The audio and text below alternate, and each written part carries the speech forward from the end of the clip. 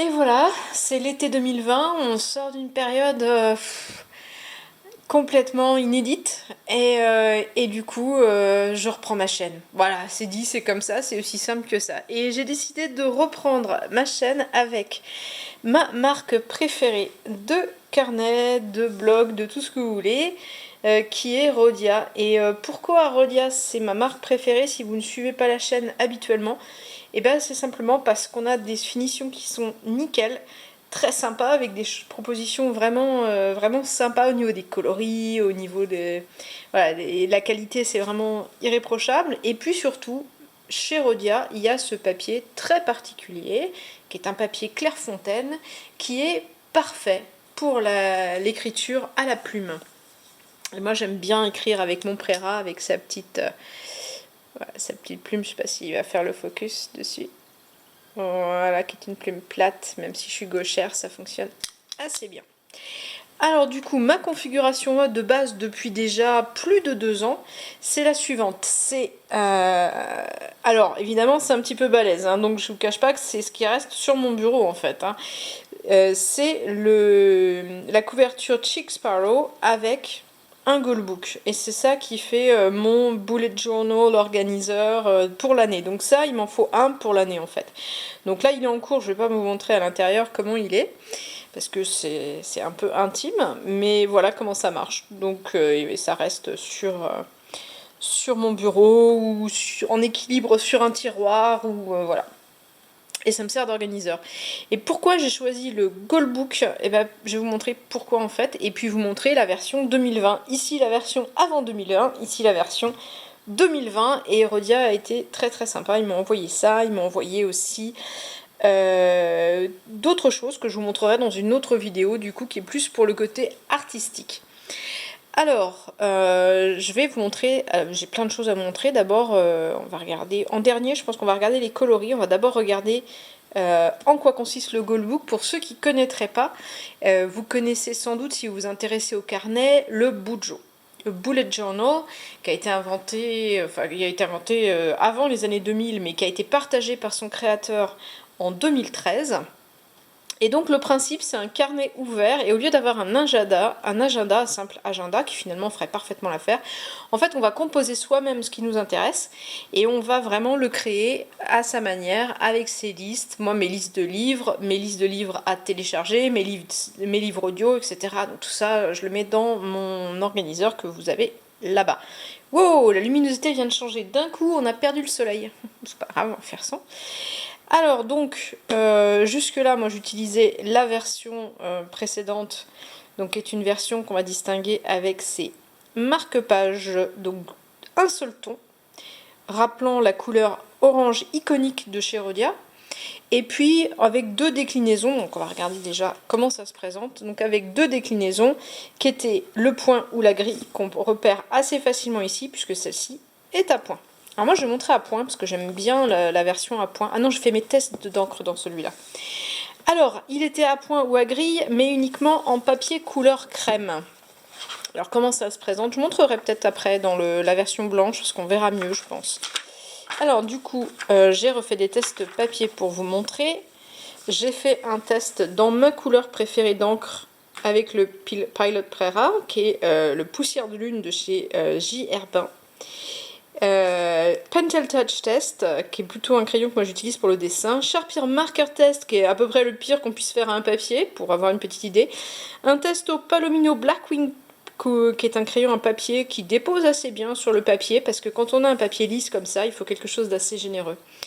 Et enfin mon Peppermate Inkjoy, pour tester un peu le côté crème qui s'enfonce un petit peu du papier. Et alors ici, de l'autre côté, eh bien rien ne passe, hormis évidemment un petit peu de marqueur, mais pas énormément de marqueur quand même. C'est un papier qui est d'extraordinairement bonne qualité.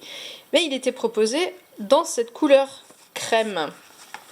Alors, je vais montrer pour contraster avec la couleur blanche. Alors, maintenant pour 2020, Rhodia s'est adapté aux demandes des utilisateurs. À savoir, c'est dommage, il manque quelques petites choses dedans, et donc ils ont fait une nouvelle proposition. Alors, dans le nouveau, on retrouve le même design. On retrouve évidemment le logo embossé qui est super sympa, ce logo. Je raconterai son histoire dans une autre vidéo. On retrouve ce simili-cuir italien qui fait pas vraiment cuir en aspect, mais qui est par contre très plaisant au toucher, très costaud aussi, hein, vraiment résistant, là-dessus il n'y a rien à dire. Donc voilà, on retrouve cet aspect-là. Par contre, on a un porte-stylo qui est assez costaud, voilà, élastiqué. Hop. Alors, je vais peut-être avoir besoin de mes deux mains pour faire ça, parce qu'il est assez serré. Hop là. Ah ben j'y arrive même pas. Hop, voilà. Porte-stylo qui est assez ferme, bien élastiqué, donc qui tient bien. Moi j'aime quand ils tiennent bien. S'ils tiennent pas bien, je m'en sers jamais. Voilà, ça tient bien. Ok. Voilà. Et on a au lieu du marque-page un seul ton, un marque-page deux tons qui reprend à la fois l'orange de chez Rhodia et la couleur du Goldbook. Voilà, donc si on compare avec celui-ci qui est en couleur taupe, eh bien on a le marque-page en couleur taupe. Sur celui-ci qui est dans la couleur framboise, on va retrouver le marque-page en deux tons avec la couleur framboise. Et sur le saphir, qui est le même que j'ai dans mon carnet, eh bien on retrouve le deux tons. Alors que sur le modèle précédent, eh bien on avait deux marque-pages de la même couleur orange. Ça c'est sympa aussi, je trouve. Le fait d'avoir repris les deux thèmes couleurs, à la fois l'orange de chez Rhodia et la couleur du Goldbook, c'est assez sympa. Et l'intérêt d'avoir deux marque-pages dans ce genre de carnet, c'est qu'on a besoin d'un marque-page pour la partie organiseur et un marque-page pour la partie boulette. Où là on va faire nos listes. Voilà, donc les deux marque-pages ici, le petit papier contrôle qualité que j'ai laissé parce que comme il est tout neuf. Alors je vais montrer ce qu'on trouve exactement dans chaque Goldbook. Donc on a une page d'en-tête avec 4 lignes en teint gris. Et on nous rappelle donc que c'est un papier velin velouté 90 grammes par mètre carré, fabriqué en France par Clairefontaine.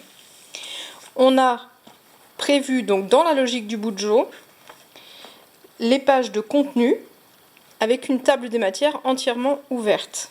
Donc ça c'est prévu en fait dans un Bujo, donc là comme c'est systématique dans le Bujo, eh bien il le présente comme ça. On a ensuite deux doubles pages avec un calendrier perpétuel où on a une vue sur la moitié de l'année directement visuelle. Ça moi j'utilise pour prendre mes rendez-vous médicaux, typiquement j'en ai beaucoup malheureusement. Donc. Ici on a une vue avec un petit peu plus de place par mois qui est à nouveau quelque chose d'assez ouvert. Voilà, où on voit chaque mois. Et donc ensuite, on a des pages numérotées. Voilà, on a les pages numérotées ici, avec la réglure à points. Alors pour montrer la différence au niveau de la couleur du papier, voilà. Là, on est sur la réglure grille, et ici la réglure point. Alors ce qu'on remarque tout de suite, instantanément, bon, là, évidemment, il y a la différence de couleur du papier. On a un papier ici qui est ivoire velouté, ici blanc velouté. Il me semble quand même que celui-ci est légèrement plus doux, mais c'est vraiment subtil au toucher. Et tout de suite, ce qu'on voit, c'est que la réglure à points est quand même nettement plus discrète que la grille. Et moi, c'est ce qui fait que je la préfère. Elle a la même fonctionnalité que la grille, mais avec beaucoup plus de discrétion. Alors que c'est une question de goût après. Voilà, au niveau du confort d'écriture, on est sur quelque chose de parfaitement similaire. Voilà, ce que j'ai mis, papier vraiment très doux, la plume glisse dessus sans aucun problème, on fait un peu ce qu'on veut, il n'y a absolument aucun défaut au niveau de l'encre. Voilà, aucun défaut. Vraiment super. Alors là, il y en a un tout petit, mais c'est moi qui ai dérapé, c'est pas le papier. Voilà, donc on voit la différence entre les deux couleurs. Il n'y a pas de format ligné ou blanc actuellement. Donc il y a juste ces deux formats-là. Moi je trouve que le point se prête très très bien au fonctionnement du Bujo. Alors, donc on a les pages numérotées de 1 à 224. Voilà. Ça laisse de la place parce que moi dans mon organiseur, je mets 2 jours par page. Et ça me laisse plein de pages à l'arrière après pour faire mes listes. la petite pochette de rangement sur le côté que j'ai pas l'habitude d'utiliser par contre, parce que comme je l'utilise pas en déplacement, mais j'imagine qu'en déplacement ça peut être utile. Voilà, on a vraiment une très belle qualité de papier. Et franchement, la raison pour laquelle moi j'irai pas sur Moleskine, ou j'irai pas sur Leuchtturm, ou j'irai pas sur les classiques pour mon organiseur personnel, c'est que je m'en sers tous les jours, et quand je me sers tous les jours de quelque chose, je veux qu'il y ait une très belle qualité de papier. Ça suffit pas que ce soit joli à l'extérieur, et là c'est joli à l'extérieur, mais surtout on a ce velin absolument superbe de chez Clairefontaine qui est parfait à peu près pour tout ce qu'on met dessus. Voilà. Donc on peut vraiment tout faire, et sur la plume c'est superbe, superbe. Donc voilà pour les nouvelles propositions. Donc cette fois on l'a en papier blanc. Alors moi j'aime bien, j'avoue, le côté blanc cassé ou ivoire. Là c'est un ivoire qui est quand même assez marqué, assez foncé. Par contre, je reconnais une chose, c'est que quand on écrit avec des encres de collection comme celle-ci, là l'encre ne ressort pas vraiment dans sa couleur naturelle. Et donc voilà, je vais montrer en contraste avec celui-ci ce que j'avais tout à l'heure, parce que j'ai testé exactement la même encre sur les deux. Et vous allez voir la différence. Alors c'est subtil, hein, ceci dit, c'est vraiment une question de ce qu'on veut faire ressortir. Les couleurs plus sombres ressortent bien sur l'ivoire, et les couleurs plus claires moins. Ce qui fait qu'on a des contrastes plus visibles, et on a plus la couleur authentique de l'encre sur la partie blanche. Après, c'est subtil, hein. Franchement, ça fait pas une énorme différence. Alors, donc, j'ai montré ce qu'on trouve dans les deux ici, hein, la version avant 2020 et la version 2020. La version 2020 existe également dans ses coloris ivoire. Maintenant, je vais vous montrer tous les coloris parce qu'il y a quelques années, il y a 2 ans et demi à peu près, la marque m'avait envoyé tous les coloris. Donc là, je vais pouvoir vous les montrer. Et le coloris, c'est pas anodin pour la marque Rhodia parce que traditionnellement, ils sont sur des couleurs. Traditionnellement, ils sont sur des couleurs qui sont plutôt l'orange et le noir.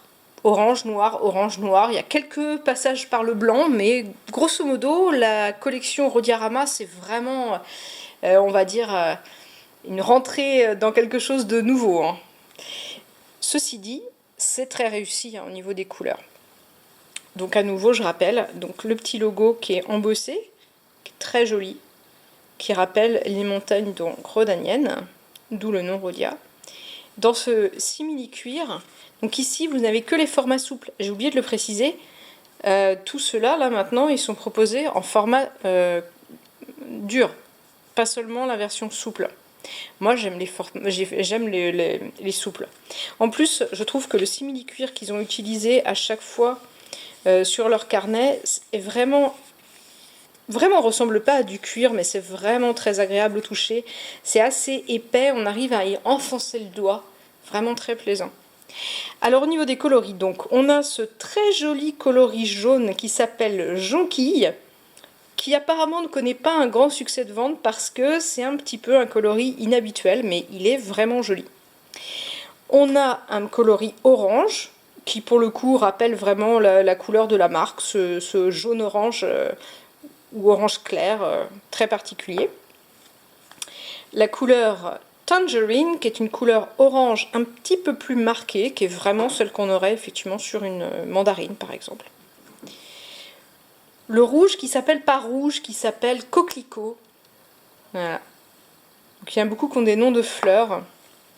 Alors celui-ci doit être framboise, je vérifie, ouais, c'est ça, framboise. Très joli coloris que j'avais utilisé une année pour moi, je le trouve vraiment superbe ce coloris. Que je me rappelle celui-là, lilas, oui bah oui effectivement c'est la couleur du lilas. Couleur lilas, voilà. Couleur un petit peu pastel, très très sympa. Alors évidemment c'est une collection qui est assez féminine, hein, dans ses coloris. Alors celui-ci, bah oui, voilà, pas de problème, c'est violet. Ou la violette peut-être, je ne sais pas. Voilà. Un petit peu plus foncé, un petit peu plus affirmé. Voilà, c'est celui qu'on a ici également, en grand format. Donc je vais enlever ce petit truc là pour qu'on puisse le voir. Je montrerai après ce que ça donne les couleurs sur les grands formats parce que ça ne donne pas tout à fait la même impression. Mais à chaque fois, en tout cas, ce qui est certain, c'est qu'ils ont choisi des couleurs qui s'allient très bien au orange. Voilà, de de l'élastique, le orange qui rappelle la marque. Donc voilà, celui-ci. L'iris, qui est un bleu, qui n'est pas vraiment un bleu ciel, qui est un bleu assez léger, très joli aussi. Moi, c'est vraiment une de mes couleurs préférées avec le saphir. Alors voilà le saphir. Le saphir, vous l'avez déjà vu 2 fois, vous l'avez vu parce que c'est celui que j'ai associé à la couleur aubergine de mon Chic Sparrow. Et vous l'avez vu là également. Donc voilà, en grand format, je le montrerai également tout à l'heure. Le turquoise, qui est un gros succès de la marque, et c'est pareil, moi j'en ai eu un en turquoise également, qui allait parfaitement avec ma couverture aubergine.